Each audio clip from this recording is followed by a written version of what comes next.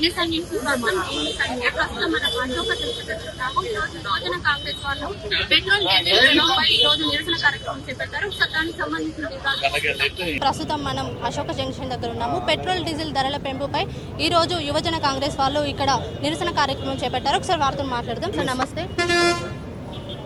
ఈరోజు వరంగల్ పశ్చిమ నియోజకవర్గ శాసనసభ్యులు నాయని రాజేందర్ రెడ్డి గారి ఆదేశాల మేరకు కేంద్ర ప్రభుత్వం మొండి వైఖరి చేస్తూ గతంలో 2014 నుంచి ఇప్పటి వరకు క్రూడ్ ఆయిల్ ధర కావచ్చు, డీజిల్ ధర కావచ్చు, పెట్రోల్ ధర కావచ్చు 26 సార్లు పెంచుకుంటూ వచ్చిర్రు.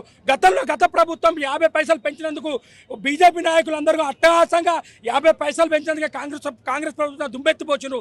ఇప్పటికీ 116 రూపాయలు దేశంలోనే 2వ స్థానంలో తెలంగాణ రాష్ట్రానికి ఉన్నది. 116 రూపాయలు పెంచి ఈరోజు పేద ప్రజలను అడ్డి విడిచే విధంగా కేంద్ర ప్రభుత్వం మొండి వైఖరి చేస్తా ఉన్నది. మేము ఒకటే యూత్ కాంగ్రెస్ తరఫున డిమాండ్ చేస్తా ఉన్నాం.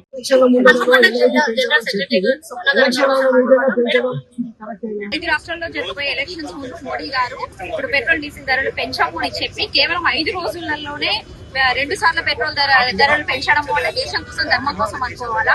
మరి ఎల్పీజీ సిలిండర్ మీద 10 రూపాయలు పెంచి 10 పైసలు తగ్గించగానే బీజేపీ నేతలు కావచ్చు, మహిళా నేతలు కావచ్చు పాలాభిషేకాలు చేస్తారు. మరి ఇప్పుడు ఎవరు ఎందుకు నోరు మెదపట్లేదు? అంటే ఇప్పుడు కేవలం ఈ పెట్రోల్ డీజిల్ మీద రేట్లు పెంచడము అని అంటే అది కేవలం సామాన్యులు, మధ్య తరగతి పేద కుటుంబాలపైనే పడుతుంది కానీ అది ధనిక వర్గం మీద, అదాని అంబానీ లాంటి వాళ్ళ మీద పడదు.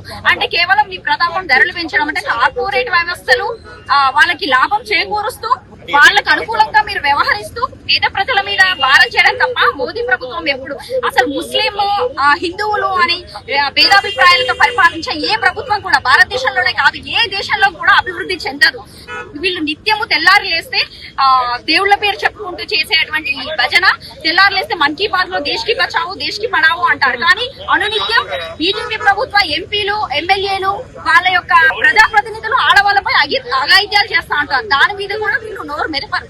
అంటే ఒకప్పుడు ఆర్థిక నిపుణులైనటువంటి మంత్రిగా ఉన్నటువంటి మన్మోహన్ సింగ్ గారిని పివి నరసింహారావు మౌనముని అన్నారు. అంటే ప్రజలకి కరువు వచ్చినప్పుడు విదేశాల నుండి, పక్క దేశాల నుండి గోధుమలు తీసుకొచ్చి ప్రజల యొక్క ఆకలి తీర్చినటువంటి మహానుభావులు, మేధావులు కాంగ్రెస్ ప్రభుత్వంలో ఉన్నారు. గతంలో కాంగ్రెస్ ప్రభుత్వంలో 50 పైసలు పెంచితేనే బీజేపీ నాయకులు ఎడ్ల బండతో నిరసన తెలిపినటువంటి ఈ బీజేపీ వాళ్ళు ఈ రోజు వీళ్ళు చేసే ప్రతి ఒక్కటి దేశం కోసం, ధర్మం కోసమే అనుకోవాలా? అంటే ఎంతైనా ఆక్స్ఫర్డ్, కేంబ్రిడ్జ్ లాంటి యూనివర్సిటీలో చదువుకునేటువంటి మేధావులందరూ కాంగ్రెస్ ప్రభుత్వంలోనే ఉన్నారు.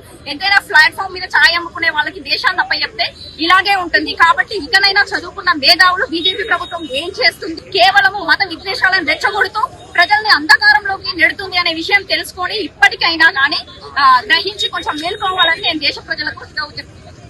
ప్రైవేట్ కంపెనీ చేసి అప్పగిస్తారా? ఫ్యూచర్ లో ఇప్పుడు 6 months తర్వాత అదేనా మీ మోటో? ఏంటి?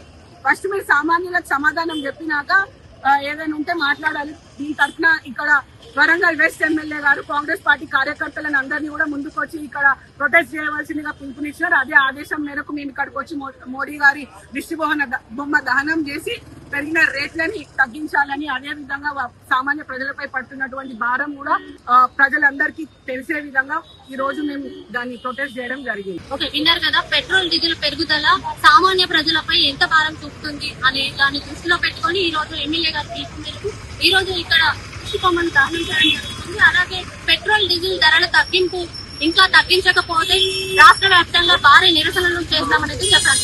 కెమెరా పర్సన్ సంతోషితో సాయి ప్రియ, NSR న్యూస్ వరంగల్.